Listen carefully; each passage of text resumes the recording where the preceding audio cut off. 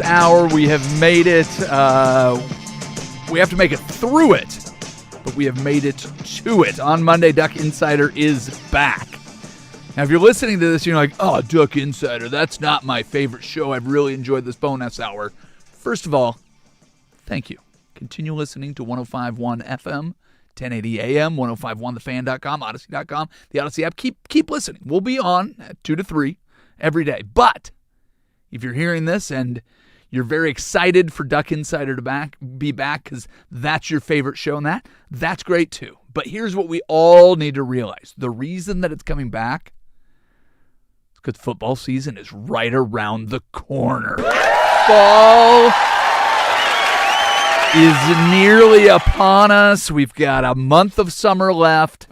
Juiced up. Duck Insider is going to get you everything that you need for the Oregon Ducks football season to go. We had Dusty in here on Monday. Or Wednesday. He said on Monday, you are going to have, this coming Monday, Ducks Football Media Day. You're going to get everybody. You can get Dan Lanning. You can get all the players. You're going to get other coaches. You can get the full insight. That's probably going to get you through the full first week of Duck Insider. So when he's here on Wednesday, he gave us a little preview of what is to come. But if you're getting hyped for the Ducks, for all the Ducks opponents, for college football, man, it is right around the corner. It's awesome. Are you excited about it, Casey? Are you even a little bit excited about it? You know I am. I'm a sicko when it comes to the football season. And it's practically here. The news coming out of training camps, just the little nuggets. You know what we have next week as well? What do we got? Hard Knocks is starting. Ooh. You know what this show is doing on Tuesday? We having Will on? I am going up to Ducks training camp. Ooh, look at that. Yeah. Working on that with Dusty. I think I can say that. That's the plan. So we've got plenty of NFL. This show will continue to rock and roll with that. We're gonna have we'll have Gary Hill Jr. on Monday. I was getting a hold of him. I'm gonna be at the Mariners games over the weekend. It is the annual trip. The Twins, watching the Twins. I'm slowly trying to trick my children into liking baseball. I'm doing a better job with baseball than I am with golf. Already told the story, took them fishing, and they're like, we like this a lot more than we like golf. But I will give credit to the older cousins. Combination of wiffle ball, having baseball on the TV. They're coming in. They're laughing at me because the Mariners are losing again to the Dodgers 6-2 last night. I know the Dodgers are the best team in baseball, and you can't expect much, but you go out and you win the first game of the series. You give people hope. And they get crushed again. So there has been trash talk in my house all week. Tomorrow we'll go up. We'll watch the Mariners take on the Twins, who are already in the mode where they're going to go out and try to add pieces, it looks like. They're going to try to make a run at this thing. So the Twins went out and got A.J. Minter from the Mets, sent back a Agbayani. Did you see that? Did you see who was sent back in the A.J. Minter trade? No, I didn't. Yeah, Bruin Agbayani, son of Benny Agbayani, who is, Mets' favorite. So okay. they're trading the son back and forth. So baseball is littered with kids of great players. Have you noticed that? I believe the Indians just signed. The who now? The Guardians just signed young Sabathia. They did. They drafted him. I imagine they probably signed him, but yeah, they drafted him. There was somebody else that drafted another kid's son. We had who was it? Conine hit a grand slam.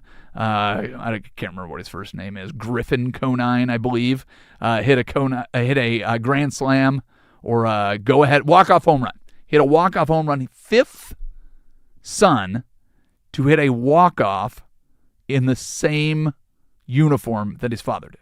So it's great. It's absolutely fantastic to see things like that.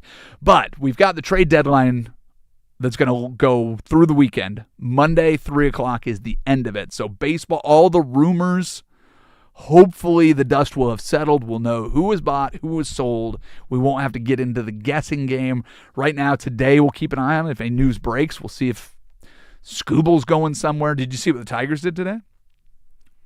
Made some moves. They sat down Casey Mize. They said, just give you a rest day over the weekend. So they're going to give him just a little extended rest. Just in Instead, case. we could have you go out and pitch.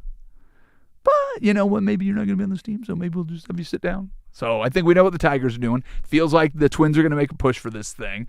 It's going to be a fairly mixed up weekend. Depends on wins and losses. I would think for a couple teams. Mariners are now in third place sitting there. You've got the Astros playing against the Rangers. We'll see what happens with that series, but they're both ahead of you. So this set against the Twins is going to be actually very, very important if you're trying to get back into this stupid thing. But that's why that good news about football coming up right around the corner is so nice. If the baseball season doesn't end the way you want it to for your team, don't worry. You already transitioned right into football. It's lovely.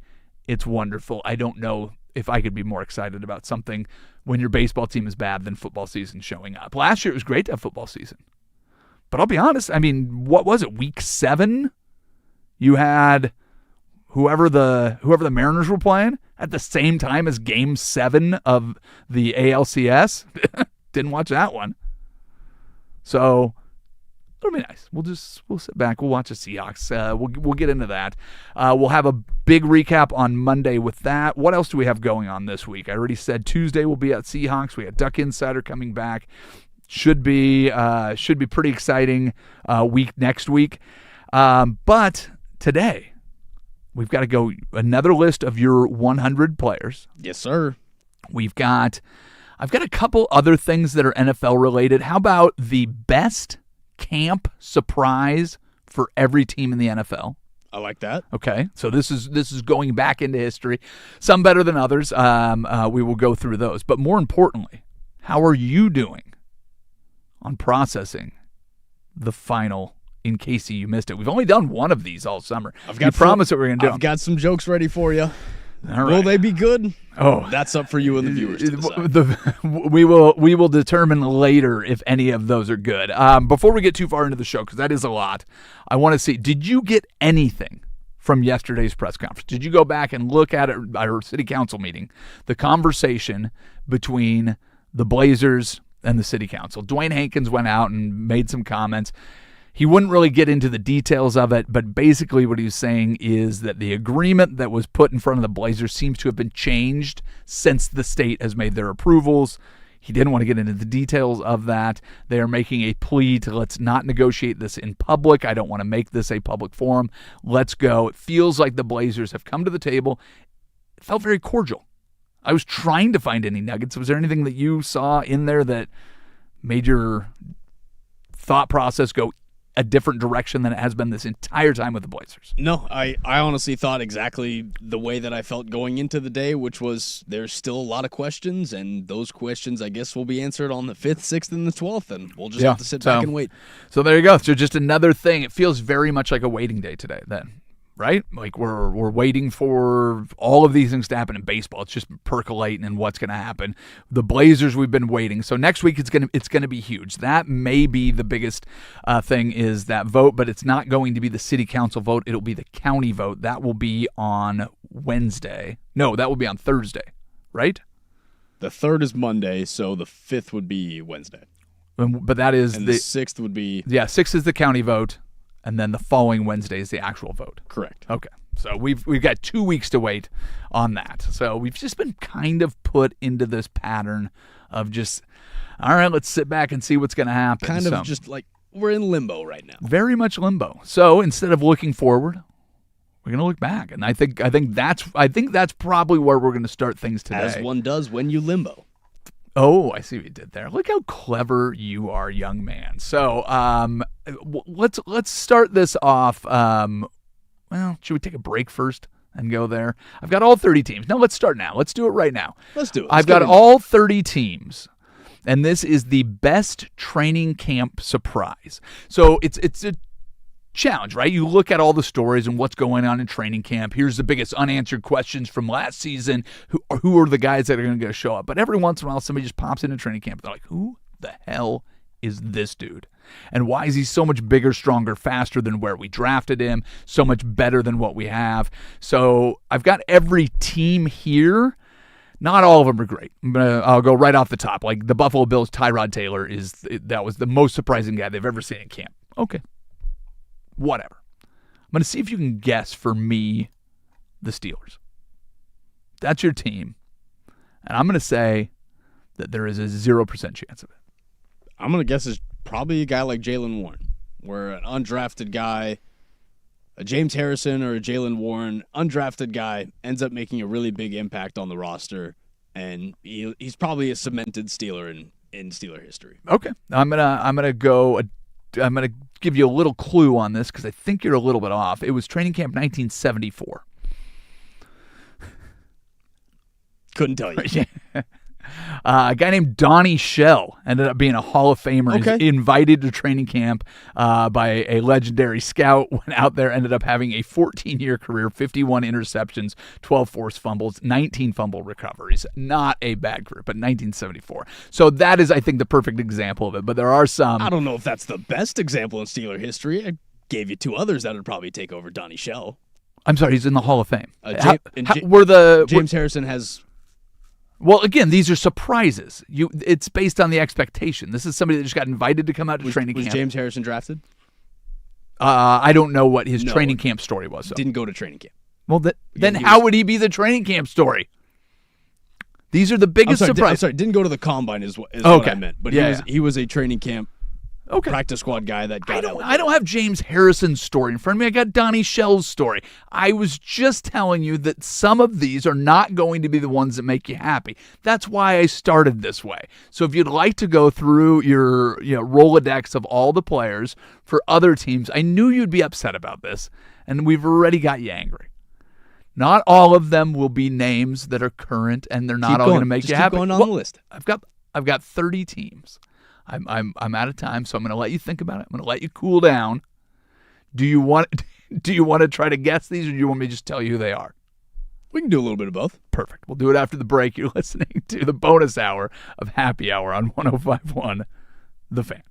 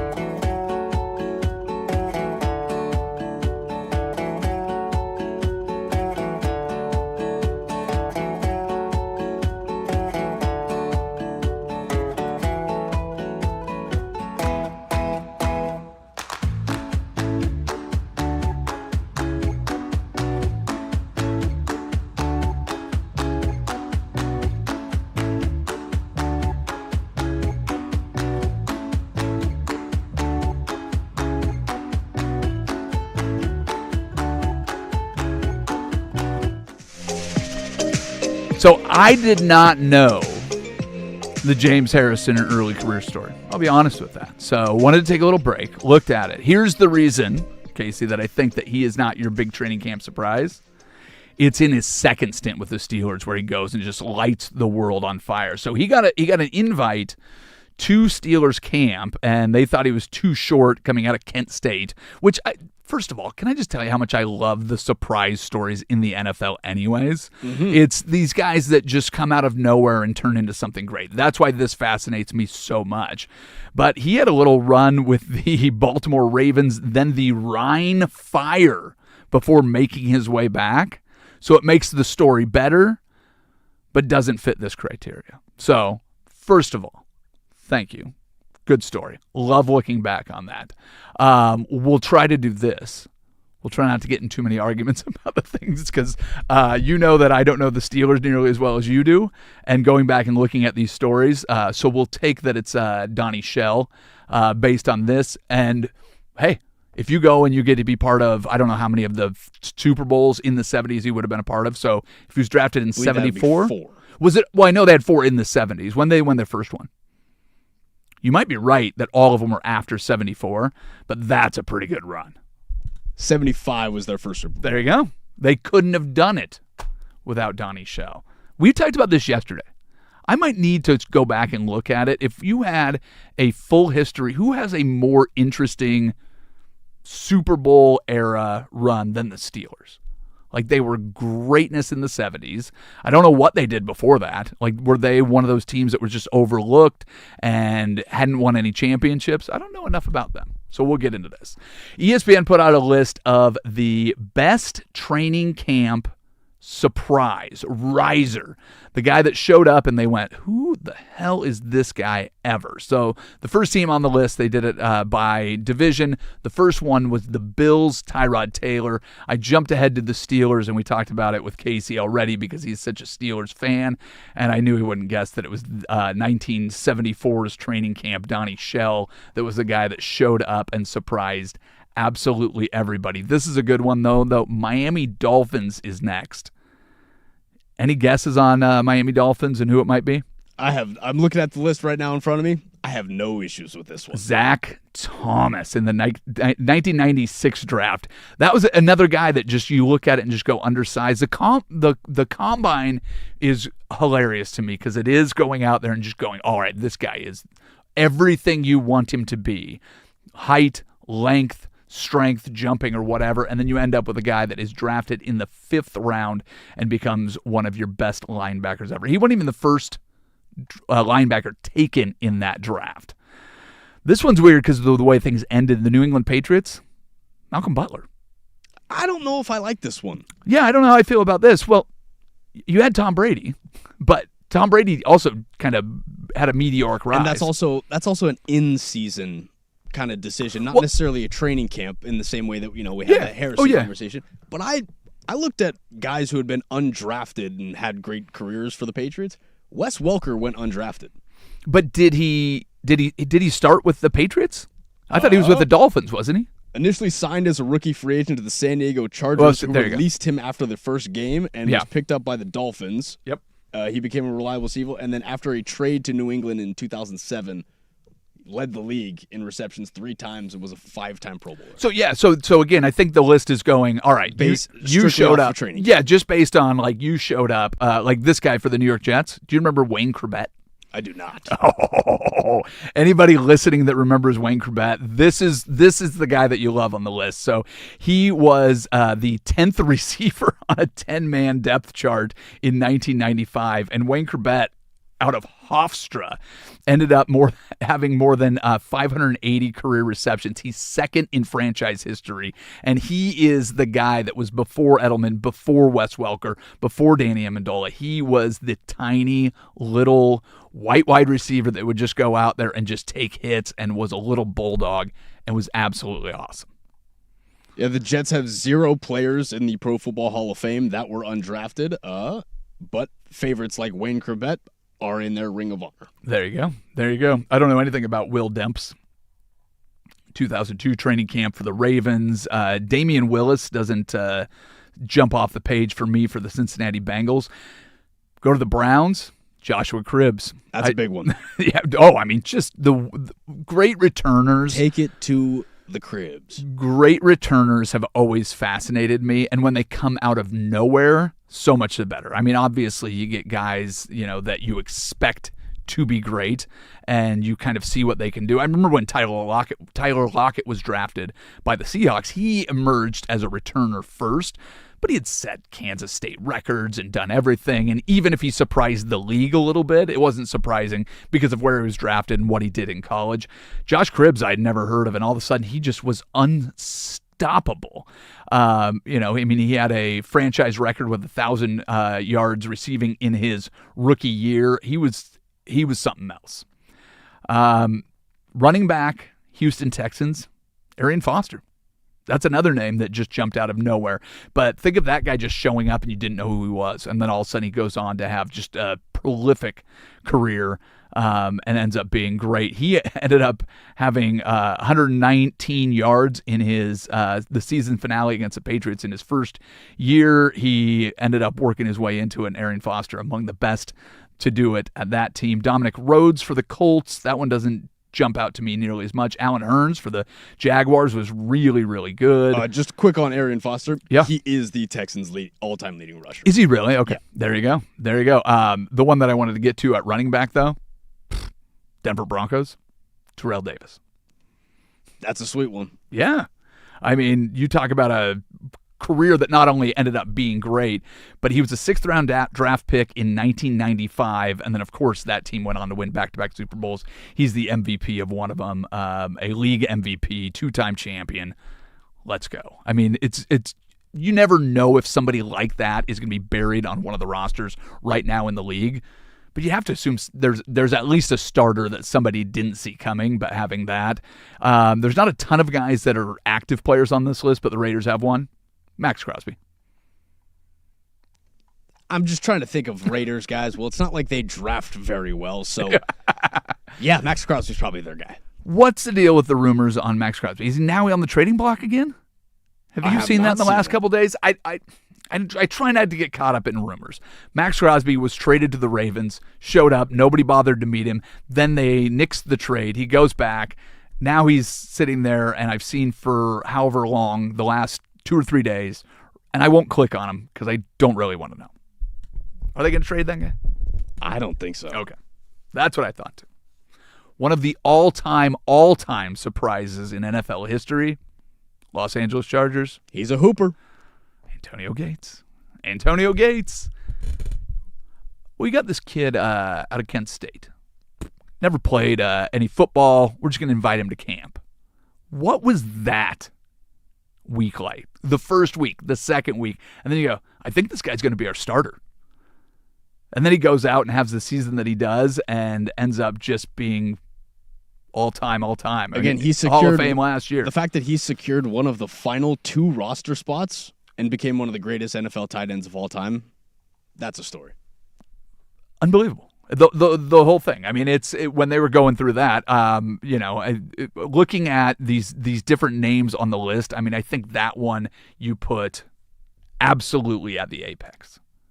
The Cowboys one. This is an interesting name to pick. Are you looking at the Cowboys? I am. Brandon Aubrey. Not Tony Romo, not Miles Austin. Brandon Aubrey. This strictly must just be training camp. Again, well, I mean, also, how deep do you think he was kicking it when he showed up to training camp, too? For everybody to go, I mean, that guy might be changing the game and the way it's played. I mean, you could put him in realistically expecting to make a 70-yard field goal. Mm-hmm. It could be one of the things that we see in the next few years where they are spanning the globe trying to find guys like this, figure out his body mechanics and what he's doing, because it doesn't look like he kicks it that hard. That's the other thing about Brandon Aubrey that really throws me is when you sit back and watch him kick, it doesn't seem like he's doing something that nobody else is doing. Right? Like, if he went in and you're just like, oh, look at the power that he's generating. No, he looks like he's doing it effortlessly. That one throws me off. Victor Cruz for the New York Giants. That one's pretty obvious. Not only the thing about Victor Cruz, not only was he a great wide receiver, just about as entertaining a dude.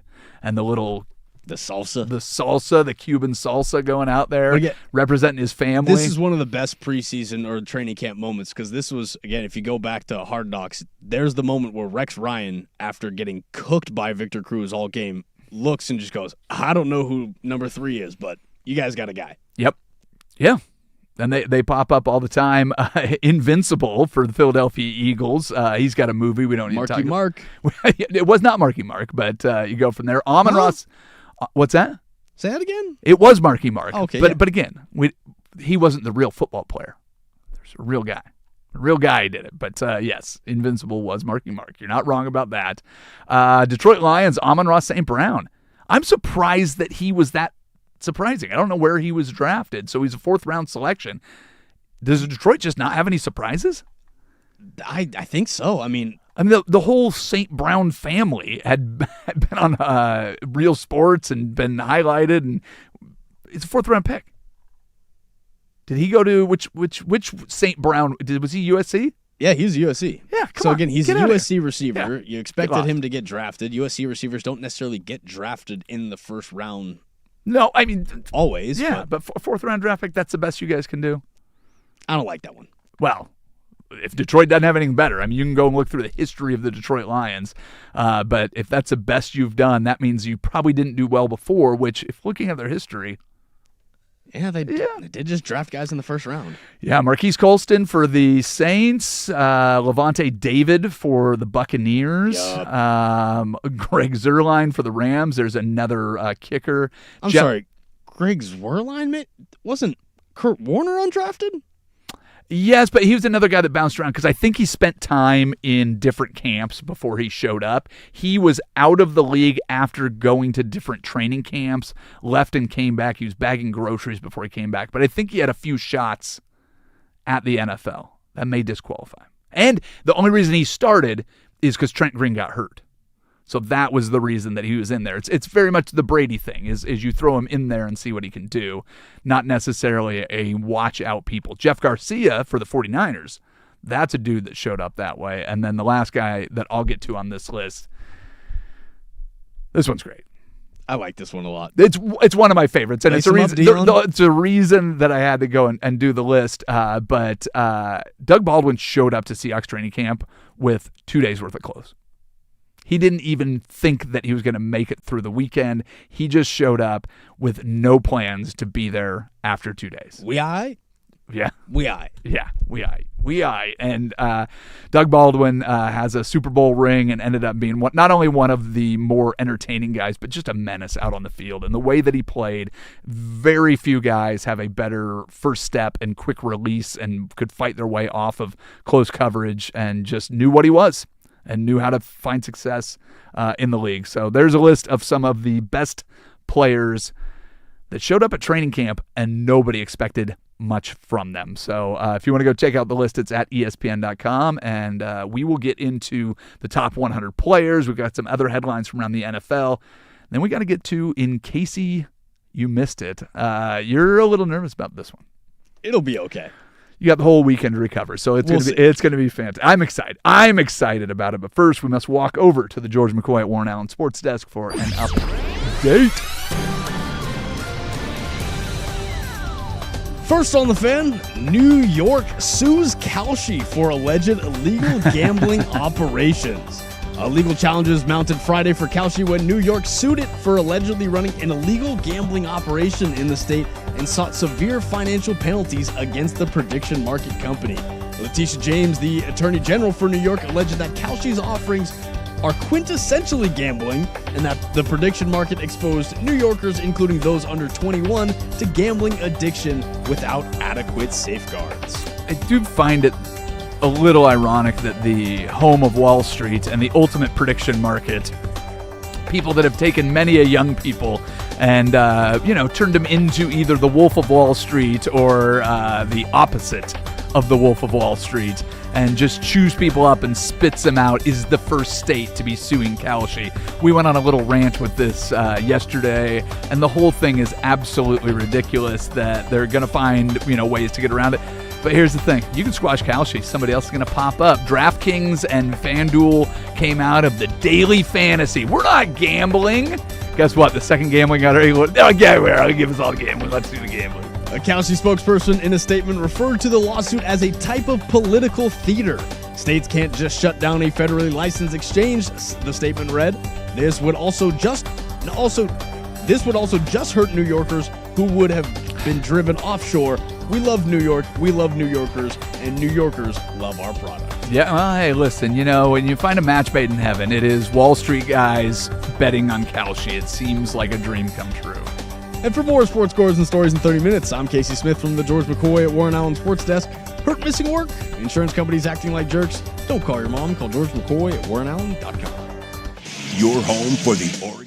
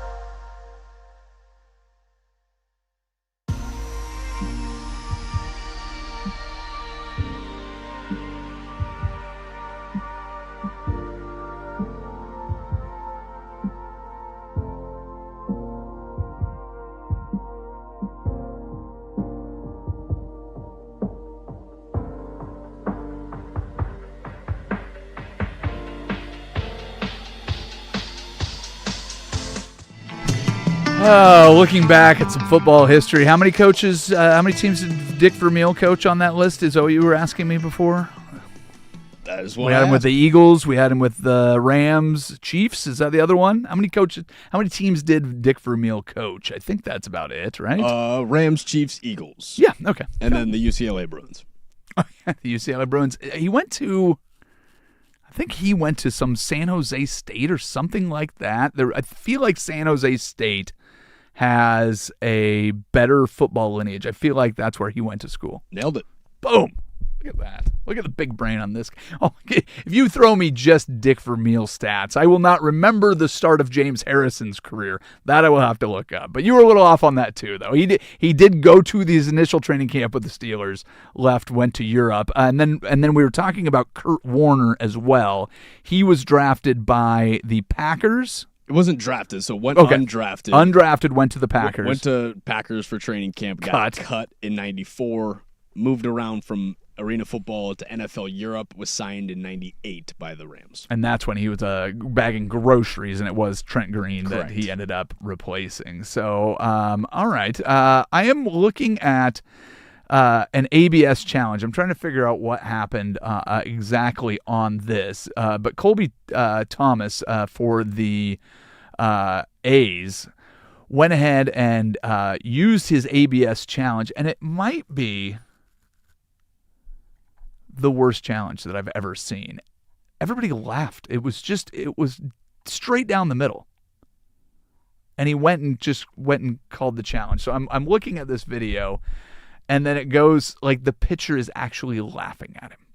That is fantastic. Like, he tried to challenge a strikeout, and it's just hilarious. I don't know why I ended up on that story in the break, but it flashed up on the screen, and watching a pitcher laugh at a batter, pretty bad.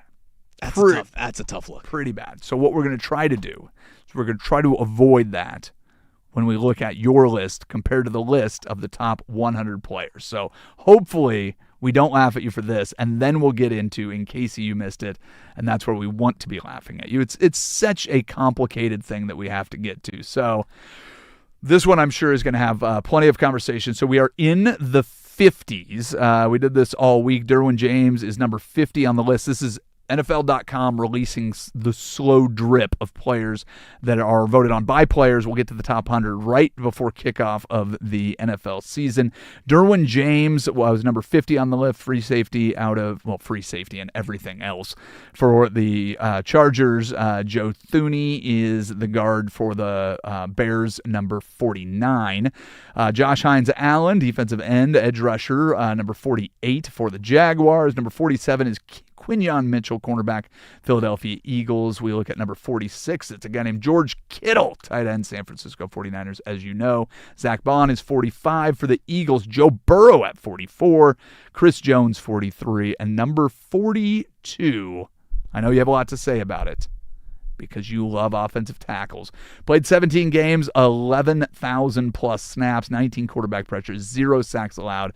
Garrett Bowles for the Denver Broncos. See, Garrett Bowles is a guy that I had off of the list originally, but when I went back and you did your recheck, I just had to look at the numbers. Garrett Bowles was one of the best pass protectors in the entire league last year. I have him off this list because, well, that was an oversight on my part.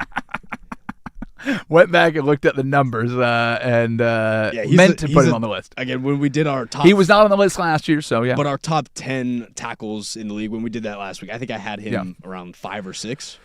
All right, let's see how upset you get about this. 14 games, 55 tackles, 7 sacks, 19 QB hits, 2 interceptions, 8 passes defense, 3 forced fumbles, 2 fumble recoveries. He plays the edge, plays for the Steelers. TJ Watt, number 41. Come on. There is not 40 players better than TJ Watt. I'll give you 15. I'll give 15? you maybe Okay. 20, maybe 25. Where do you have him on your list? I have TJ Watt at 18. 18. So you have 17 players better than him. So the good news, he's better than Lamar Jackson. Cat's so got to stay healthy. We've seen that on this list again and again. I mean, if you can't be out there, he had the punctured lung going into the end of the season. Do you want to, crucify a guy for having a punctured lung? Is that necessarily his fault, or can we put that on the medical training staff in the same way that Tyrod Taylor did? Was it the same thing that happened? It sounds very similar. Yeah, I don't know if that was actually the case because with Tyrod, I mean, he was ready to start. Justin Herbert was not going to be your day one rookie starter. The needle just goes in and collapses his lung. I don't know if it was the same thing in this, but TJ Watt is an absolute menace. There's no question about it. Did you see the plans that they have implemented so far in training camp for TJ Watt? The TJ rules? They are having him line up everywhere. Okay, they are good. moving around. That's the thing is you have this player that is one of the best players in the league, and you can make your bones about where exactly you end up on these different lists. I think it's funny that they do the slow drip of this list. It gives us a chance where, listen, during the bonus hours, we've done some lists, we've done some better than others. When you burn through a list, it can get a little exhausting. It's nice to give these guys and actually talk about the players that can impact the game. If you're the 41st best player in the NFL, you are an absolute badass. And if you're one of the top 100 players, I mean, you're looking at rosters of 53 guys that will be whittled down to by the time we start times 32. If you're one of the top 100 players, you've got the respect of your peers. You're an absolute monster. But the fun thing is you've had the same coaching philosophy your entire career, and now you go in and you get TJ Watt without having to leave your team. That has to be something that's fun for you as a Steelers fan and go, all right, we got Mike McCarthy. He's a Pittsburgh native, I guess. We've got a new Patrick Graham, I think, is a defensive coordinator for the Pittsburgh Steelers. Mm-hmm. You've got all these guys that have shown that they have been able to impact this league in a really profound way. Again, so Miles You've got Garrett, all these new tools. What are we going to do? I Miles think Garrett, that's fine. he is your NFL's highest leading sack leader since 2021. Yep. Right behind him, TJ Watt. Right behind him, Micah Parsons. My favorite thing of what you just said is that TJ Watt's going to be moving around. Yeah. He's one interception away from becoming one of 2 players in NFL history to have at least. Hold on, let me just find this stat for you again. Processing. Him and Julius Peppers are. Yeah, he would join Julius Peppers as the only players in NFL history with at least 100 career sacks and 10 interceptions in his career. So you're suggesting that he's good. I'm suggesting that's the haul. Well, it'll be fun to see, and obviously you're hoping that everything goes well. Could go the other way. You get new coaching staff in there, maybe they don't know what to do with their weapons. So right now, that's the talk of camp is just going, how do we make more opportunities for more guys? How do we make it more disruptive to opposing offenses? And moving TJ Watt around is not something that, as a right tackle, you're going to be super excited about. As a left tackle, as a guard, as a center, you move that guy all around the field, and I feel like he's going to get home from any angle. If only he could play quarterback. So you'd have somebody that wasn't 42 years old and well past their prime. Just give him the ball. Just put him in the Wildcat. Just put TJ Watt back there. Wildcat, direct snap. Just see who can stop him. He'll be the first guy to have 100 sacks, 10 interceptions, and throw for 1,500 yards. He's got one career touchdown. Yeah, receiving? Fumble return. Okay. Yeah. Have they used him at all? Because his brother was used on offense. JJ got some offensive run, didn't he? Yeah, JJ got offensive run. Yeah. Through tight end plays. Yeah, you putting TJ out there at tight end yet? JJ's got about 40 pounds. What? You going to stop TJ Watt? No, I got Darnell Washington out there. That's fair. Go out and do that. All right. You going to polish your last few punchlines, get your jokes all ready to go? I think they're as good as they're going to get. All right. Well, we'll give you a little time to rehearse, and I'll make sure I have my buttons ready to go. Folks, it's back by popular demand. People have requested more. In case you missed it, we will do it next. It's Happy Hour Bonus Hour on 105.1 The Fan.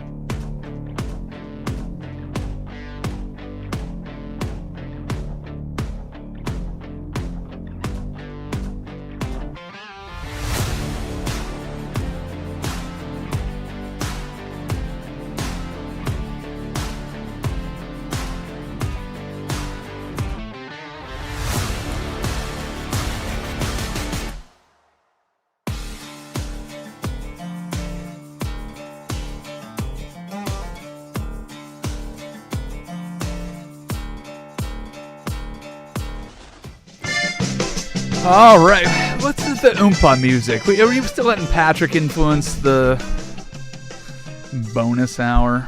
We transitioned into this royalty-free stuff at the wrong time. We could have prepared all year and been ready for the bonus hour. Instead, we just got the firm leftovers, and I'm not really excited about this. I'm looking at the different options that I have here. I've got a booing crowd times 3. I've got laugh tracks. I've got 2 groans.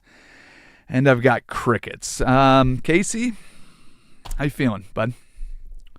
As good as I'll ever be. As good as I'll ever be. Do we want the bed music? We're going to set it all up. We're going to do some. Here it is, ladies, in case you missed it.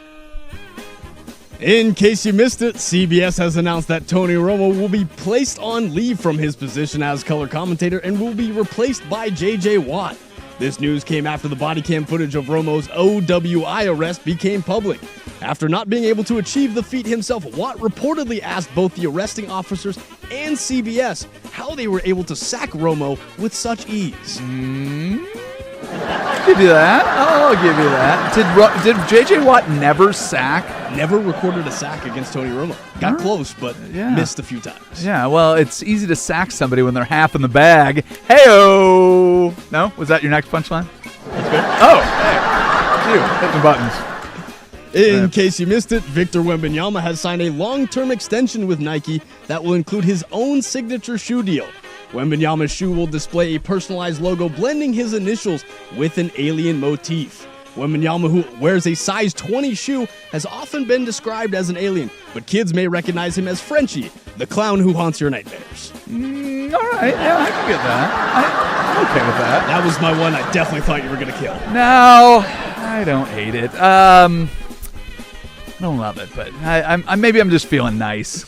In case you missed it, the New York Giants reportedly had a sit-down conversation with running back Cam Scatabo about his signature backflips following his botched attempt at Fanatics Fest earlier this month. General Manager Joe Schoen stated in a reference to Scatabo, he's a young man that is still getting used to the spotlight in New York City, but he knows I'd rather him not do that, especially this close to camp.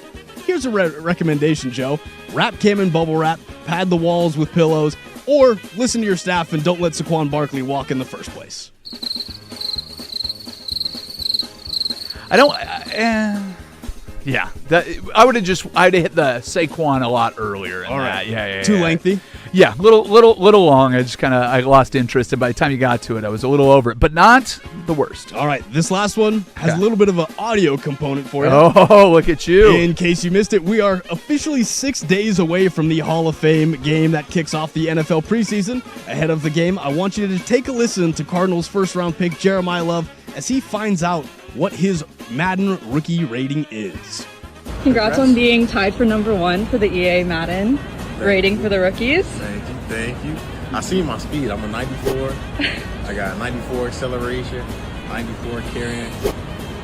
How do you feel about it? I'll be pretty nice in man. I might have to cop the game and play with myself. Play with yourself? Jeremiah, you're going to have to go to Cleveland or Baltimore if you want to do that. Oh, I like that. And that's all I got for you. All right. Well, hey, Casey, good job, man. It's it's not easy to jump in there and do that. But yeah, the audio component. I don't hate it. I don't hate it. But yeah, I feel like there's a little room. We're gonna get you writing on a daily basis. I think we're gonna definitely have to start mixing this into the show. Good job, congratulations, Thank you, sir. Fans listening. 503-864-6326. Please send Casey all of his fan mail that he well deserves. What else do we have that we want to get to? But you know what? We've got Jeremiah Watkins. He's going to be in a comic. He's going to be at Helium this weekend. He's going to be in with us around 2:30, so that's something that we're looking forward to. As we mentioned, we've got an absolute packed week next week. There's so much that we're just looking at that is just kind of anticipation right now. So what we'll do is we will reset. We'll get back into the normal shenanigans of happy hour a little bit early. That way we can have a little bit more time for the comic, and we'll kind of send ourselves on a nice farewell weekend.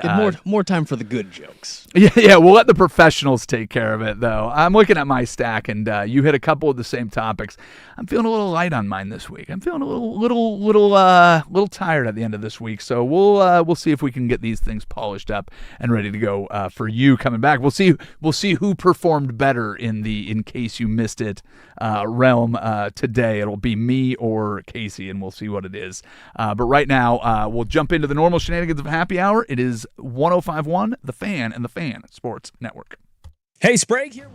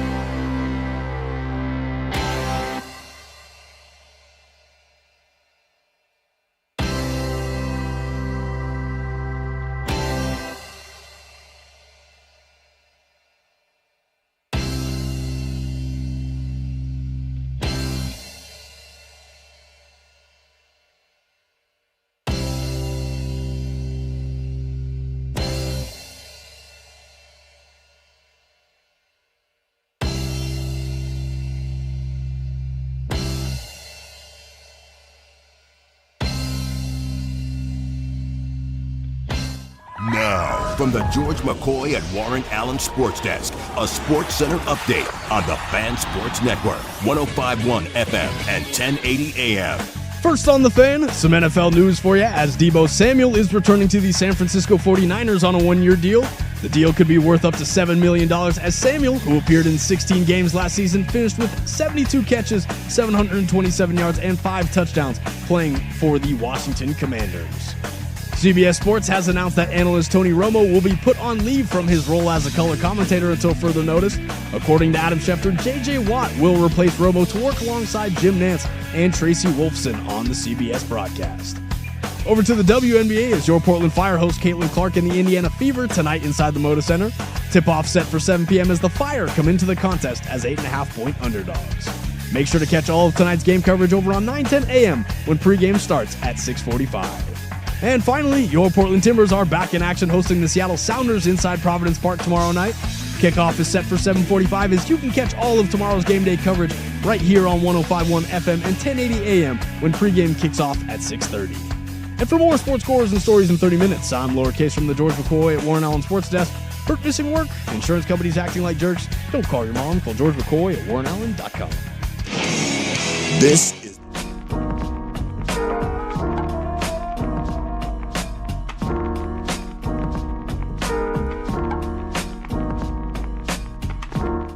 You got 'em. It's time for the Fan Happy Hour on the Fan Sports Network, 105.1 and 1080. The Fan. Here's your host, Luke Anderson. Hey, happy... What in the world is going on? Happy Get Gnarly Day, all you beautiful radio listeners. Thank you for dropping in our little happy hour. We appreciate you listening. If you're watching us on YouTube, here is a hand gesture just for you. You're listening on 105.1 The Fan, 1080, 105.1 FM, 1080 AM, online at 105.1thefan.com, Odyssey.com, the Odyssey app, or you ask your smart speaker, what happened to Casey? Did we lose Casey? Yes, we did, and this is what you got. Use the fan text line, 503-2GO-FAN. That's 503-864-63. 888-978-2226. Casey has left. I had Stephen Vaughn for a moment in there. So this show is going absolutely bonkers. We're way early because we had a short segment the last one. I've got Isaac Ropp hanging out with me, and now it's just me. So if you're sitting here listening to this program and you're thinking, man, these guys are a little bit off today, you would be dead right. And we've got Isaac leaving to go and do something else. So if you're watching on YouTube, I know. Are you going to really? Oh, look at that. I love that. Isaac is going to go and play producer. I thought I could get things back on track. And then Casey didn't decide. He got a phone call saying that he needed to run back to the rack room. So joining me as guest producer, ladies and gentlemen, Isaac Ropp. Hello. How are you, sir? Is this mic on? Yes, it is. I can hear you in my monitors. I assume that people can hear you over the thing. Case has some great headphones. Does he really? Oh, Yeah. these are great. Excellent. Yeah. Well, they look good on you, sir. When was the last time you wore over-the-ear headphones? It might Years. It might just be the fact that you Years. threw them on over the ears that is making the big impact. Well, they're just, I don't use these types. Yeah. And, because they were cut from the budget years ago. It used to be Yep. in radio, they would actually give us headphones. Isn't that amazing? They would outfit the studio with what you needed to broadcast properly. Yeah, I've They never don't- been they given no a pair. longer Yeah, do that. I've But, the kids. Yeah. So you're probably 60, 65?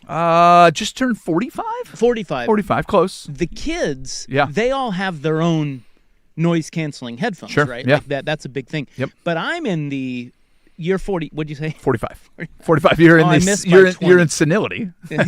Yeah, wow. 51. I'm Yeah. in that gray area of I'm not I a see guy they're who. gray area. Yeah, well, as you yeah, can yeah, tell. yeah. I don't have my own headphones except for these crappy ones that I broadcast. You know what I mean? Yeah. Like, I'm not in that go buy a nice pair of headphones See, crowd. Yeah, age. I had a nice pair of Demo. they weren't noise canceling headphones, but they were nice pair of Bose headphones, but they could be Bluetooth or plugged in. And I found that they absolutely got destroyed because I wore them every day and I was constantly carrying them back and forth. I'm like, the next pair I get, I'll just use those for the plane.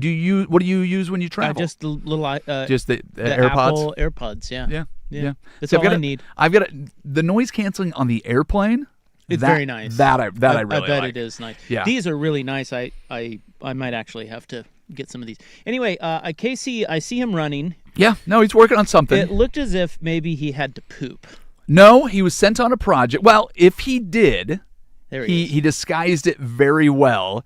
He was told that he had to go back to the rack room by Dusty, which I think should probably become code for I have to go number Yeah, two. yeah. Yeah. It looked like a pretty nasty run. Yeah, yeah. You know what I'm saying? Well, the run back looked more comfortable than the run out. That's the dead giveaway. So did you see Right. him run out?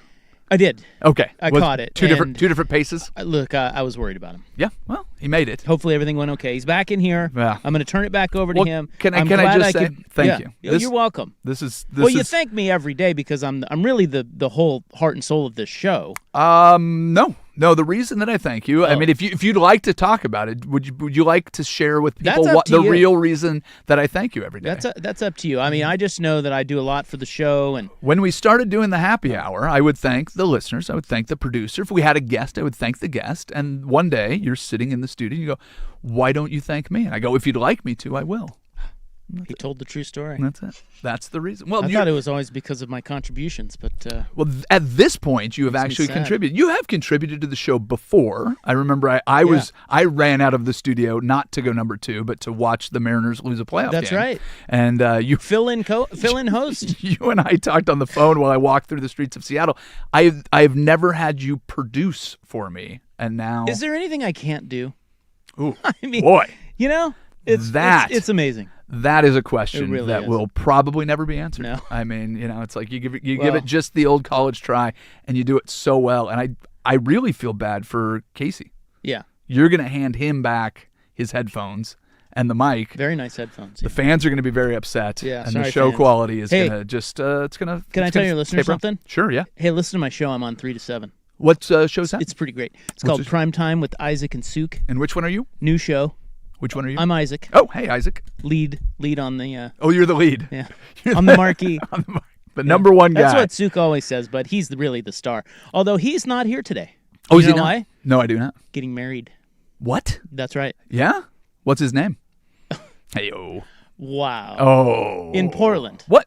It's Jason. His name is Jason. Jason Sakanik. Yeah. Yeah, He's that's getting all- married. Yeah. And we're happy for him. Yeah. Well, congratulations. Yeah. To Big. Thank you. Big- Yeah. To him too. Yeah. Okay, have And a good to- show. oh, wait, are you not going to the wedding? Yeah, I'll be there. Okay. It's on Sunday. But I can't So- tell you where. Well, I understand, but why is he gone today? I don't know. Takes a whole extra day off. He's gone today and Monday. I think it's because she's Japanese and all of her family is coming in from Japan, so there's a lot of hosting. Well, if you talk about it all here, what are you going to talk about on primetime with Isaac and Nosuke? I don't know. Yeah. I got an hour to figure it out, though. More than enough time. Yeah. We're still trying to figure out what we're going to talk about today on I this show. think I'm going to have Joey Harrington on. Oh, I'm going to call him. it's a good idea. Will he be at the wedding? Good question. I'll ask him. Okay, there you go. Look at that. Helping you out. Show coming together. All right. I All right. appreciate the time. All right. Bye. Bye. Well, that was wonderful. Casey, did you get everything done that you needed to get done? I think I did. An Odyssey station. Well, I'll tell you, this is not our best show. But you know what? We've got room to turn it around. We've got Jeremiah Watkins joining us at 2:30, so that will be fun. He is going to be at Helium tonight, tomorrow night, and I believe on Sunday. So we've got that. He's going to be in the Neon Room, which, if you have not been to Helium, great place to watch comedy. It's going to be fantastic. It sounds like there's no major stories coming out of the renovation conversations that the Blazers had yesterday. There have been no major moves in baseball so far today. So, we're going to just be cruising along. Got a chance to have Isaac produce for me. I mean, what else in the world could you possibly want from a radio show? I'll tell you what is really bugging me, though. At what point do you give up on your baseball team? Just trying to figure this out. We're at the trade deadline. I keep trying to get excited about this Mariners team. The expectations were World Series. At least you're not a Giants fan. I'll tell you what, that's a whole nother thing. I mean, the Giants, I don't know how good they were expected to be, though. It's not even that they're just bad. It's how bad they are compared to expectations. We talked about this a few weeks ago where we looked at the projections of getting into the postseason based on where teams were at the beginning of the season and where they are now. Mm-hmm. The Mets are the worst. Like, the Mets have been the most disappointing team from that standpoint because the Mariners have been in the race for the American League West. They dropped back to third place after losing 3 out of 4 to Texas, where it was a real opportunity to go out there and go, hey, we are going to be on the road and we have a 4-game series. All we have to do is go out and take on the team that we're going head-to-head against. It was a half-game difference when they started that series. They lose 3 out of 4. In the meantime, Houston leapfrogs them. Going and losing a series to the Dodgers is nothing to be ashamed of. But they feel listless. You watch them and you just don't, it doesn't feel like there's any juice. I saw a post today that was just a camera shot of the entire Mariners dugout, and just the energy in the dugout looked non-existent. That's exactly what I'm saying. Yeah, I've watched parts of all 3 of the games in the Dodgers series. I watched part of the game on Monday against Texas and just caught the end of it because I was out camping over the weekend. So I did not watch the games, the first 2 games at all. The 3rd game, I only saw the score, but I watched the 4th game, and it's exactly right. They feel like they have no juice. So what are the strings that you can pull to get something going? You've got 2 days before the trade deadline. I don't think it's bringing in that one star. I'll go back to what I said earlier this week. I think you have to do something big, and not just for this year, but for what you have going into next year. You've got all these young players. You've got all of this potential. And if you can't do something with it,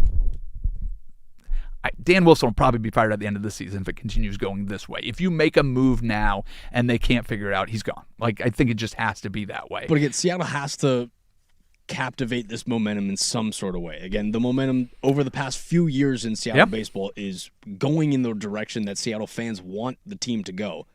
You have to capture it. Well, that, and you still have a top 5 farm system, so you can't be content with the guys that you have in the big league club if you have all of this potential.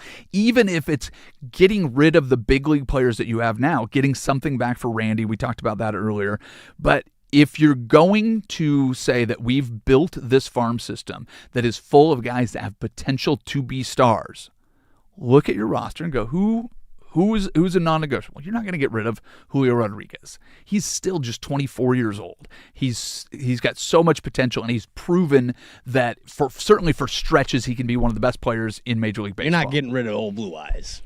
You're not keeping your catcher, keeping your guy behind the home plate. Feels like you have to do this at this point just because of what he did last year. He's been awful this year. Cal Raleigh has been really, really bad. But if Cal Raleigh's been this bad this year, and it seems like right now the catching market is pretty open, yeah, could you go get Cal Raleigh, go move Cal Raleigh, go get a piece back that's worth it? But who's going to want him right now?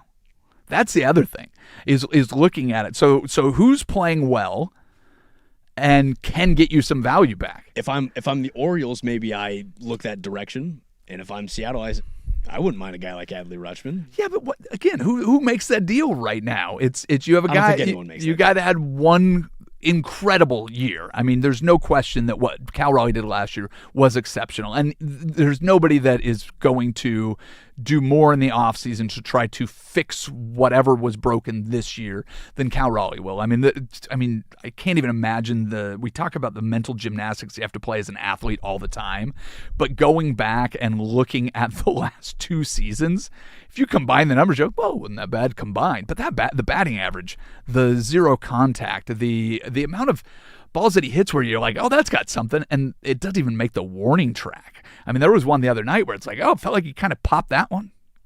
And then the outfielder just doesn't make it step. And you go, never mind. I mean, the whole team feels like they have lost interest. How would you feel about trading away Cal Raleigh?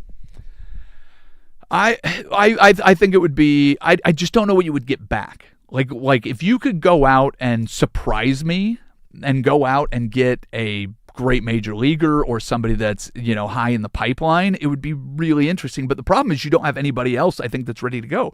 You had Harry Ford, but you got rid of him. He's now in Washington. So you don't have that guy in the pipeline. It was, we have our catcher of the present and the future in Cal Raleigh. Mm-hmm. So then your catchers become Mitch Haniger or Mitch Garver and Johnny Pareda. That doesn't blow my skirt up. They were fine in his absence, but that's not the future. I mean, Mitch Garver is, in the twilight of his career, and Pareda's a 31-year-old that's just getting a little bit of play now and has been, a spot player in Major League Baseball for most of his adult life. That's not really an answer at it, and there's not somebody, you don't have another guy in the pipeline that I know about. So that would be the problem with getting rid of Cal Raleigh, and nobody's going to trade straight up a guy that has potential for a guy that's hitting 164. What's he hitting right now? I mean, so that's, I think, where the biggest challenge lies. I think I'm with you there. Seattle fans are in a very tough position right now because you don't want your guy to go, but you want more out of him. Yeah, but you're not getting anything out of him right now. But that's the reason that he's still in there, is because you don't have a better option. It's part of it is like, let's just sit him down in lieu of what? Like, what's the other option? You should get Brendan Donovan back, hopefully soon. It sounds like his rehab is going as well as they planned it. It's been kind of a long, stretched out one. I think he played 4 games at AA, then 5 games at AAA, so he should be back. So you have that guy out there. You still have another year of team control. The thing that I keep looking at with this Mariners roster is you've got a ton of pitching, and everybody's going to want starting pitching. Who's untouchable there? Who are the guys that you're going to ride with, and who are you willing to get rid of? What do you think is the team need right now for the Seattle Mariners? If you go get a piece, what position does that piece play? Where does he fill in? If you could get a right-handed bat that could play everyday right field, that would be nice to see. If you could get somebody that's just a power hitter, it'd be nice to have them from the right-handed side of the plate so that they could go and hit. They can play DH. That is just, you don't need necessarily to play a position. You don't have a third baseman right now. That can be solved by Brendan Donovan, but he was not a great third baseman. I just don't know. I don't know if there's a big name out there. So the 2026 trade market of top outfielders available, you got Dalton Varsho. Yeah, Varsho, but he's a lefty. George Springer. Yep. Luis Robert Jr., George Springer would be one of those guys. Like Colton if, Cowser, and Taylor Ward are the other two. but George Springer is a guy that has just been through the fire, and if you want to get somebody that's going to change, he's a proven bat wherever he goes. well, sure, and he's a right-handed hitter, and so you get George Springer in there and put him at DH. I don't know if it works. I don't know what his contract situation is. I don't know how much it costs you, but that would be one. If you're getting him as a rental, that would be interested. You talk me into that. George Springer signed a 6-year, $150 million contract with the Blue Jays. Included a $10 million signing bonus. It's about $25 a year. How far out? Free agency in 2027. 2020. Oh, 20. So not that far out. So you'd have him for a year and a half. So a year in this stretch run would be all that you have him for. So that's not be interesting. It would be interesting, and you can always move him in the offseason if somebody else is looking for a bat or whatever you want to do. But the problem with George Springer is we all hate George Springer for a lot of reasons. Oh, agreed. But if he's on your team, I don't think you hate George Springer. Yep. I don't think you hate him if he's on your roster. Well, I'm going to probably do you a little favor. Make your In Case You Missed It look pretty good. I'm a little light. I'm not loving my list. We'll see what you think of In Case You Missed It. In case you missed it, Giants outfielder Harrison Bader allegedly crashed a scooter into a fire truck after a late night out in San Francisco, aggravating a foot injury and ending his season. Listen, I know the Giants are having a bad season, but you don't have to go out and run into official vehicles in the city to get out of playing. You could probably just ask to be benched. No? Is that not... Witnesses reported seeing Bader drinking before the accident, making him the second time that he crashed a scooter in an incident. The other time was when he was in college in Florida. What are you trying to do? Get a job working with Jim Nance? Is that what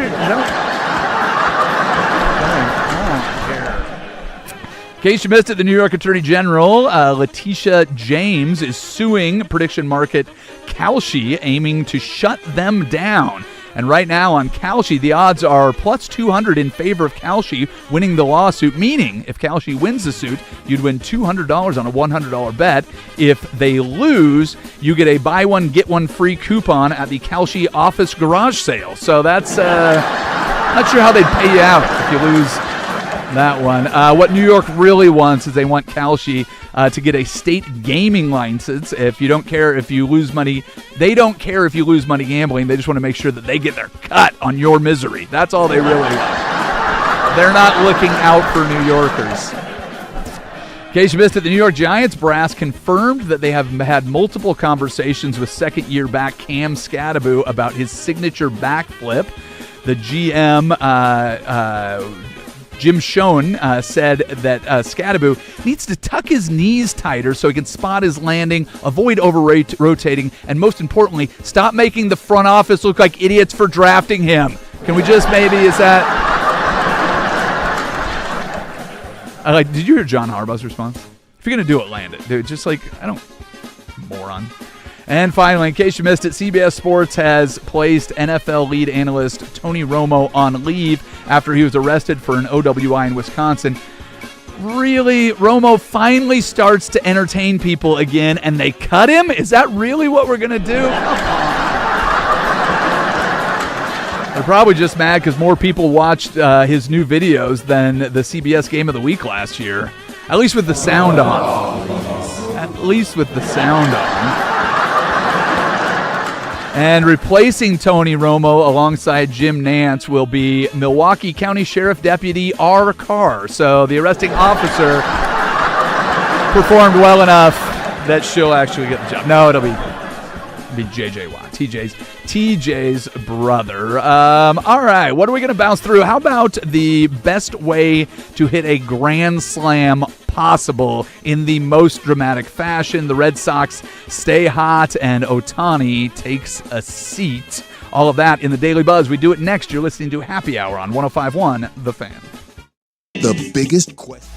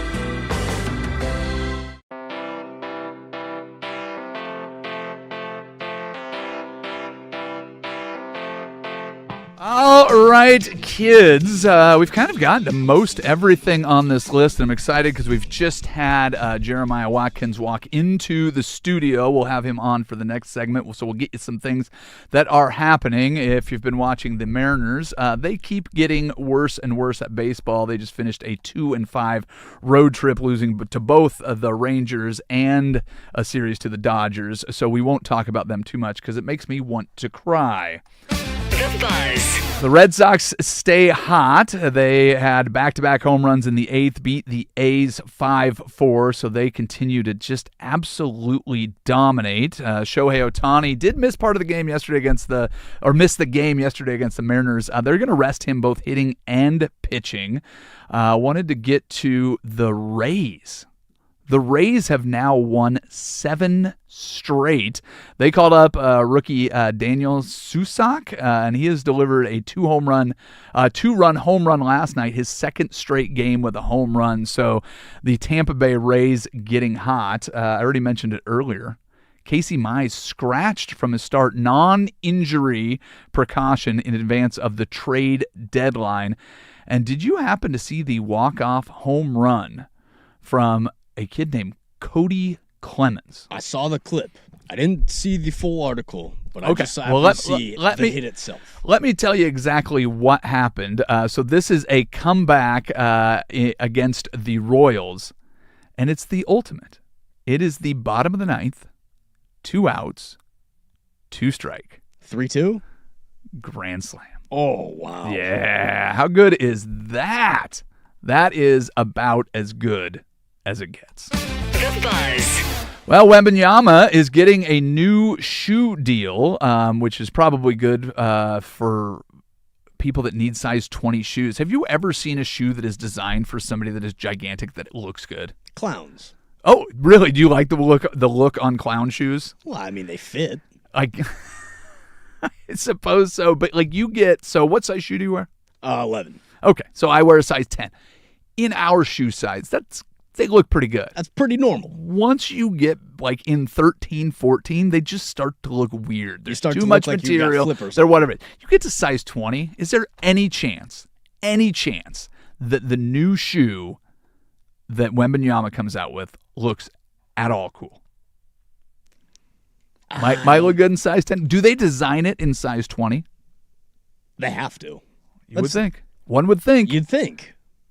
Yeah, I don't think it's going to work very well. Plus the French fashion eye, I don't think it's going to make it look that miraculous either. But we'll see what happens with that shoe. The Buzz. All right, let's jump over to the NFL. Deebo Samuel signing back with the San Francisco 49ers. Brandon Ayuk has been insane this offseason, and Ricky Pearsall has been dealing with a knee injury. So, hey, why not go back and get somebody that you know and know well? I think that makes a huge impact on the San Francisco 49ers. What's the average age of their receiving coordinator? What's the average age of their skill position players? Forget run CMC is how old. Their tight end is how old. You look at the injury. They have to be 31, I'm going to say. I'm going to go 31 as their average age. They have to have somebody pulling it down. But their frontline guys, how old is Juszczyk? He's been there forever too.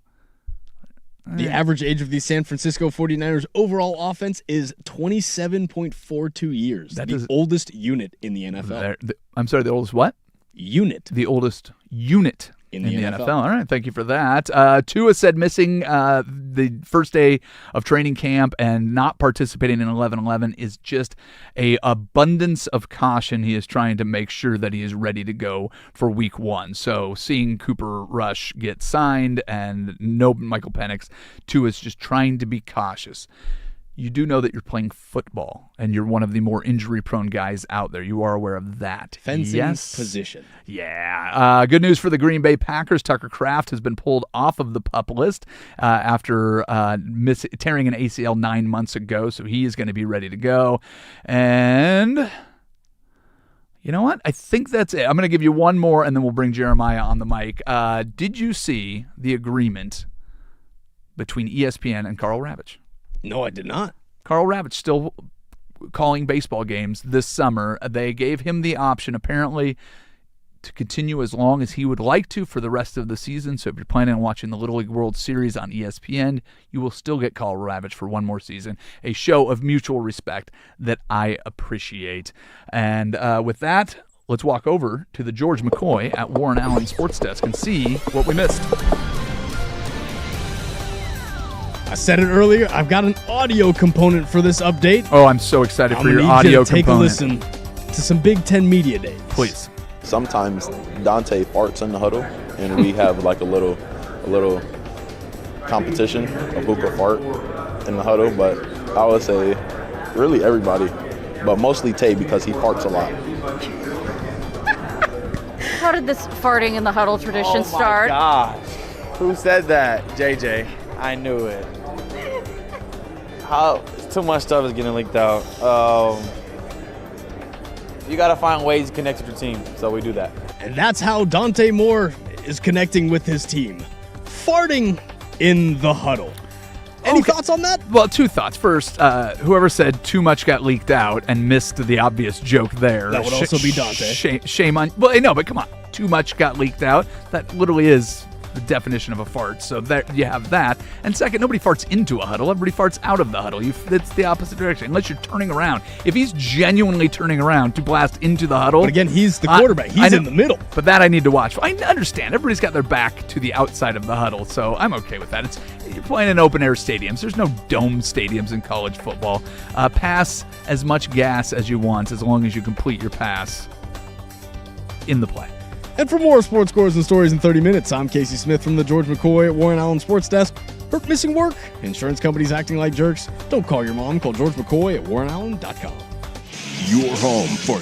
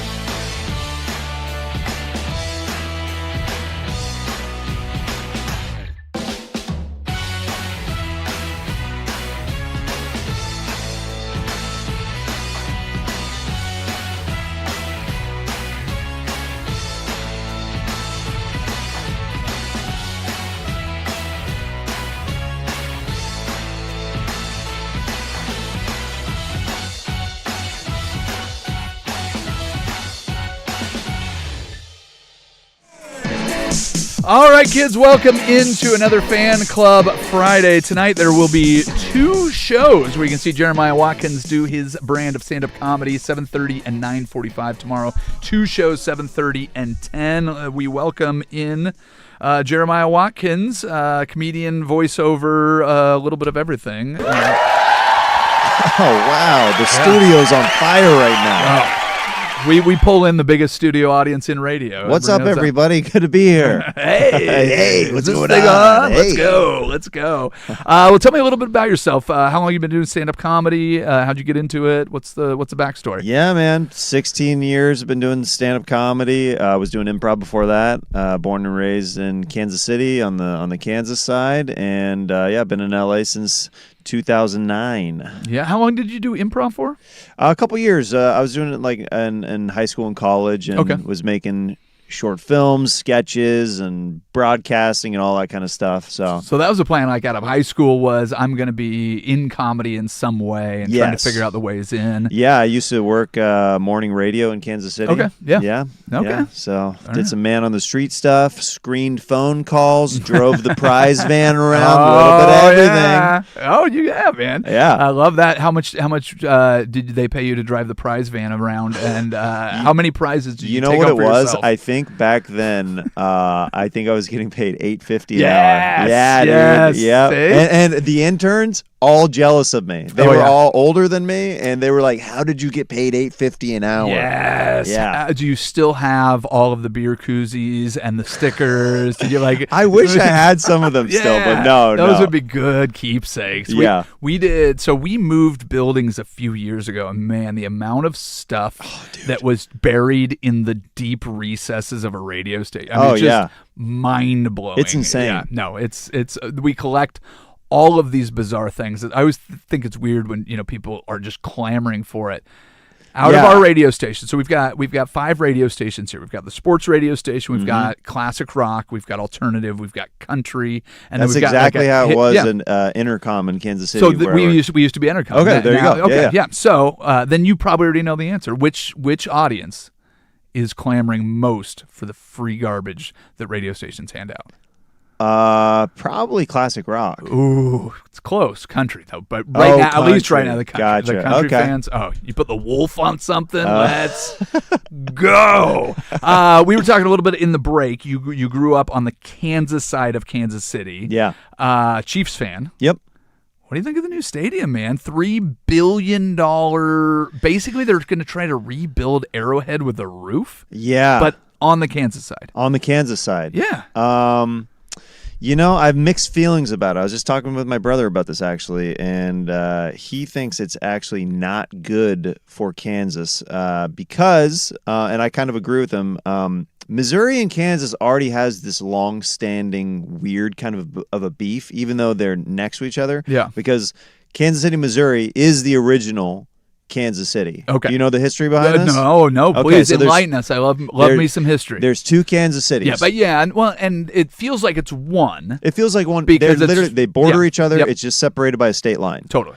So Kansas City, Missouri was getting real popular back in the day, Sure. a couple hundred years ago, where a lot of trades and different stuff was going on there. Oh, man, your insight on this and the detail that you're giving the story is just so good. A couple hundred years ago, things were happening. Things were popping, entertainment. Yeah. People were starting to open up bars and different restaurants, and it started to become a hot spot in the Midwest, right? Sure. When did they start doing barbecue? Woo-hoo, that's the good stuff. I know. I just had a shout out to Kansas City Joe's out there. I just had my favorite barbecue out there, and man, it is incredible. Amen to that. Yeah. Anyway, so they start popping off. So it's popping off. Barbecue's flowing. The women are flowing. Yeah. Everything's flowing. Sure. There, right? Yeah, I'm with you. I can picture it. You're picking it up. Yeah. Okay. I'm there. In my mind, I'm already there. You're already there. I drizzled in barbecue sauce. It's incredible. Let's go. And then basically on the Kansas side, it was not. There wasn't as many people. The nightlife wasn't as big there. And I've been there. Is there a river or anything that divides yeah, it? Okay. There's like the Missouri River. So and that's the state line is the Missouri River. Yeah, it's kind of Okay. And basically Kansas was like, well, we're so close next to them, like we can make our own Kansas City. So so Kansas City, Missouri didn't spill into Kansas. Some brilliant businessmen were like, what if we had our own Kansas City? Exactly. So there's Yeah. always been this weird thing that's been going on for years. So when I say I'm from Kansas City, and then people dig a little bit further, Yeah. they're like, that's not the real Kansas City. Like people from Missouri will say that, and I'm like, Sure. no, it's the same thing. But like, yeah, it's been going on for a long time. Yeah, well, I grew up in Vancouver, Washington, which is directly across the river north of Portland, Oregon. Mm-hmm. It's the original Vancouver. But if you tell people outside of the Pacific Northwest that you're from Vancouver, oh, BC. No, Washington. Oh, DC? And you're like, no, now you're on the wrong Right. side of the country. Like, nobody, but Kansas City, Kansas, I genuinely thought it just spilled over. And it was like, well, we there's had different this- laws. There's different, there's a lot. Yeah. And I mean, Missouri's the better town, right? That's what they say. Well, I'm asking you. I mean, are you allowed to admit that? well, I don't know if I can, as being from Kansas, I don't know if I can officially say that at this time. Okay. But Just people, wanna make sure. I would say that most people would say that. Okay. Most people would Fair say enough, that. fair enough. That's where, Yeah. like barbecue migrated over to the Kansas side, Gotcha. and And you can't just drop it like Overland Park or do something like that. Like you're That's genuinely my from the- hometown, baby. Okay, so Overland Park. Park. Yeah. Okay, so Yeah. that's every time when we were there. There was a movie theater that my wife went to help get up and running, and it was in Overland Park. But Okay. you go, oh, we're in Kansas City, Kansas. They're like, this is Overland Park. Like that's everybody, more, but that's a neighborhood. Isn't That's it? a neighborhood. Yeah. That's like saying like a specific neighborhood within Los Angeles. It's like it's still Los Angeles. Sure. Yeah. Yeah. Yeah. Like, because I live in Okay. like mid-city Los Angeles, but it's still Los Angeles. Or Hollywood, California is still a part of Los Angeles. Oh, but people love saying they're from Hollywood. Of course. Yeah. Because you're living the dream. I live in Hollywood, California. Yeah, I got you. Okay, so now try to explain why you agree with your brother. What's his argument that it's bad for Kansas City, Kansas? Because the deals and the tax breaks and everything that they gave, like they literally gave everything. They're like, we will do anything to get the Chiefs over here. Yeah. So it's not the best deal, and then it adds tension between the states and everything, and it's just like it didn't need to happen. Sure. So Yeah. and also I love Arrowhead, and I think it could have been probably, if they wanted to renovate it a little bit more, they could have, and it could have stayed where it's at. Yeah. But they're really wanting for it to come over to I Kansas. mean, sports, the amount of money going into sports, the amount that politics has entered sports. I mean, we're running into it in Portland right now all the time. So we've talked about it for 3 weeks straight. Yeah.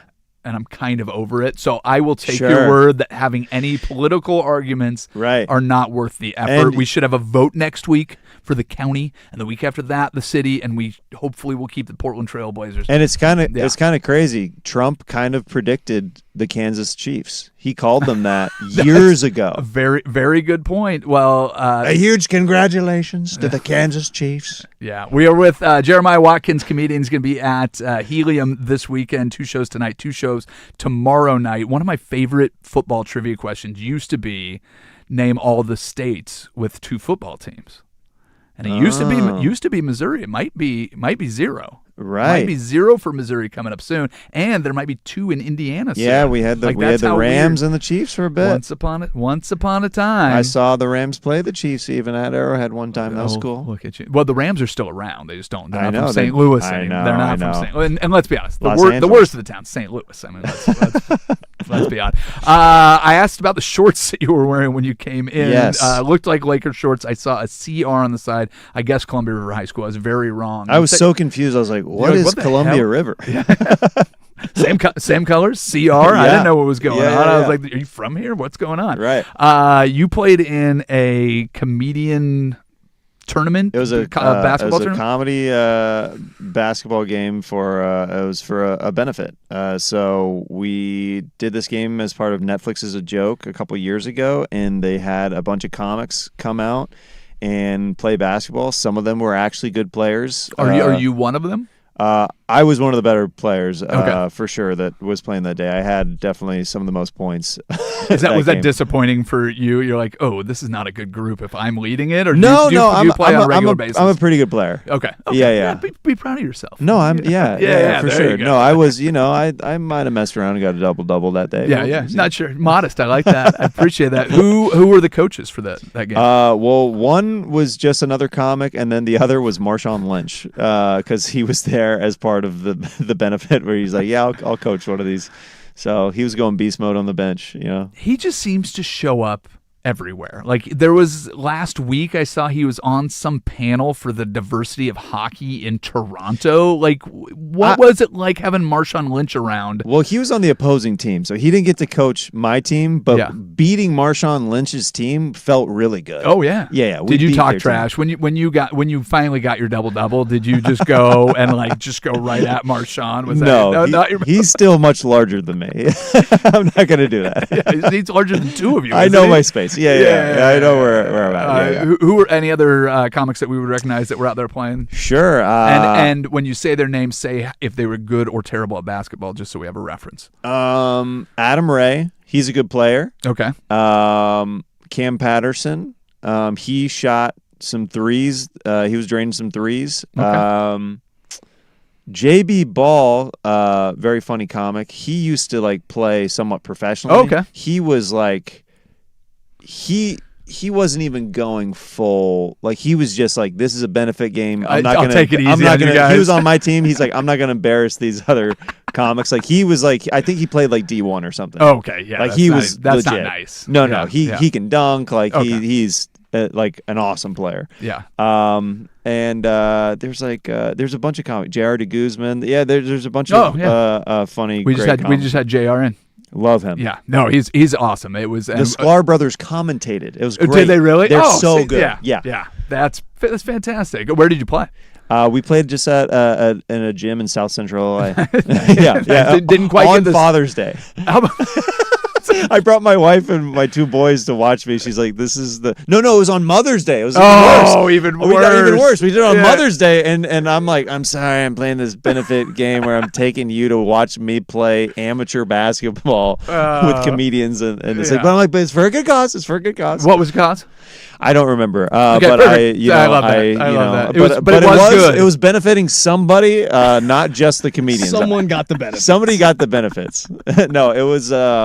I'm blanking on the charity name. Right now. Well, I'll tell you what. I'll give you a second to think about it. We'll take a quick break. We'll do more with Jeremiah Watkins. 2 shows, 2 nights of shows, 4 shows total at Helium this weekend. 7:30, 9:45 tonight, 7:30 and 10 tomorrow night. More with Jeremiah Watkins.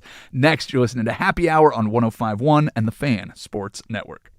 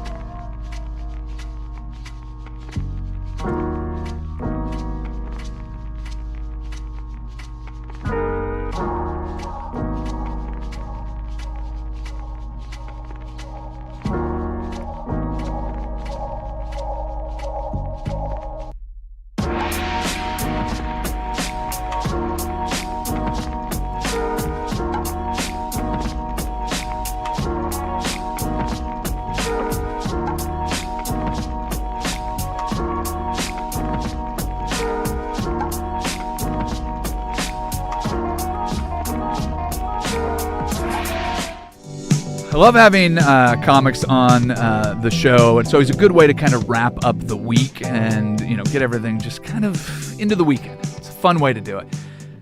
Jeremiah and I somehow just completely nerded out for the entire time. We got into algorithms and ratings and the whole thing. We will not bore you with that conversation. So when you go back and you listen to the podcast, which is available at 1051thefan.com, Odyssey.com, the Odyssey app, you can find it anywhere podcasts are found. After the show, In Case You Missed It is up. More importantly, In Casey You Missed It is up as well, so you can go back and listen to our stupid jokes. If you'd like to listen to good jokes tonight, you can go to Helium. You can go tomorrow night and catch Jeremiah Watkins. Just go to heliumcomedy.com. Jeremiah, what we started talking about before we got into the way that we count the views that people have on different platforms, you have a new special coming out, and it's coming out on YouTube. What's it called? When does it come out? Jeremiah Watkins, Crazy Pizza, coming to YouTube on September 10th. Look out for it. Very excited. It's my third 1 hour special. It's my favorite special out of the batch, and I think it's the best special. It's the best special that I've done yet, so I'm excited for people to see it. If it was worse, would you say that it was worse? No, I wouldn't. Okay, perfect. Just thought I would check. But truly, it is my best. What's kind of fun about like releasing specials is it's very indicative to very much the chapters of your life, of where you're at in life with different things, and like my second first special, I just recently gotten engaged and married. When did the first one come out? Like around 2020. Okay, was the first one. Yep. Yeah, so I've been married but didn't have kids. Sure. Second special that I released, I had one kid. Yeah. This third special, I have two kids and been with my wife for over 15 years now. So it's cool to kind of timestamp the journeys of my life with these stand-up specials. It's cool. For sure. I have done stand-up. I have never done a 1 hour special. I have done 1 hour and labored through it and had somebody recording it, and the microphone kept going in and out, and I have this DVD that sits there of me doing an hour of yelling at the guy that's supposed to be doing the sound that I've never watched, and I think it's still sitting in my closet. I may have broken it, but I think I have a copy of that. And, so we actually have it here in the studio with us today. We're going to play a little bit right now. There's nothing worse than when you get to your punchline and then you say and the mic cuts out. I've had to do shows. One of the weirdest shows I've ever did was actually in Kansas City. Huge power outage. There you go. And I performed by candlelight with no mic and no lights. Oh. And I finished my hour, baby. Yeah, you did. So the question I have for you in setting up the special, what have you learned from the first to the second to the third about all of it, the production, choosing where you're going to do the special, when you're ready to do the special? I mean, you have to get better at all. The first one, a lot of unknowns. Second one, you're trying to, correct what you perceive as mistakes. You have to get a lot better as you do these. Well, each special, I directed myself, and I learned so much. And you'll see the drastic improvement on not only the quality of the look, but the budget improves each time too. Yeah, that helps. We put more into it Yep. as more of an investment on myself each time. And this time I directed it. I have a producing partner that we have a production company. My buddy Avery Pearson. It's called 1000%, and we put 1000% into this special. And that's where the production company name came from. Is everything that we do, we put 1000% of ourselves into it. And what I like about this one, that really, the first one we shot at the Comedy Club of Kansas City, and it's just their backdrop, right? Is that what it's called? The Comedy Club of Kansas City? Yeah. I love that. Yeah. They're like, we need a clever name. And they're like, I can't think of anything. Just and got it. that club is on the state line. It's literally, it's great. There you It's go. perfect. So Okay. you can, it's a great spot. Shout out Dustin Kaufman. He owns that, and he put it at the perfect spot between Kansas and Missouri. It's amazing. All right. And by the third special, this one is it's like a 90s themed pizza parlor, and it's like got the checkered white and black tile floor. Saved by the Bell vibes. Yep, there's a booth in there. There's drippy cheese curtain that come from the ceiling, and then there's an actual old school pizza display case with 5 different pizzas on there, and if you look closely, the little toppers have to do with the jokes that I do in the 1 hour special. I'm sure it reveals itself why it's called Crazy Pizza. Can you say now? What I'll say is all of the jokes of the special make up what goes on My Crazy Pizza. Okay, Yeah, there you go. Okay. that's the best All right. way to describe All it without Well, giving too much well, away. I dig that. Yeah. Well, that it'll be cool to check out. And you decided to put it out on YouTube. Yep. And I'm seeing a lot more on YouTube. What's the reasoning behind that? Just higher discoverability chance, Yeah. where some of the premium and YouTube is becoming a premium network, honestly, because anybody can access it and it's for free. So, but with some of the subscription based services, it closes people up. You cut people off. Yep. Obviously, like some people are more Netflix people. Some people are more like, no, they do Amazon or Apple TV or whatever. But we're YouTube. Anybody can sign on, and my special is accessible enough where it'll be. I wouldn't say it's all ages, but it's I would say it's PG-13 is what I'd say. So one of the thoughts that I've had about stand-up comedy as somebody that grew up absolutely loving it, and when I was 21 I moved to Vegas, and that was the goal, was to pursue that. I ended up back here doing this somehow, and eventually we'll get back into stand-up comedy. I have no doubt about that. But it's funny because there's not really categories. We talked about it earlier. You worked for Entercom in Kansas City, and you have your country station, you have your alternative station, you have that. There's very loose definitions of different. He's an alternative comic. He's that. Right. We should have categories of comedy, don't you think? Like, or should it just be free flowing? I mean, if there were just these neat little boxes that you could put into everything, nobody would fit into them.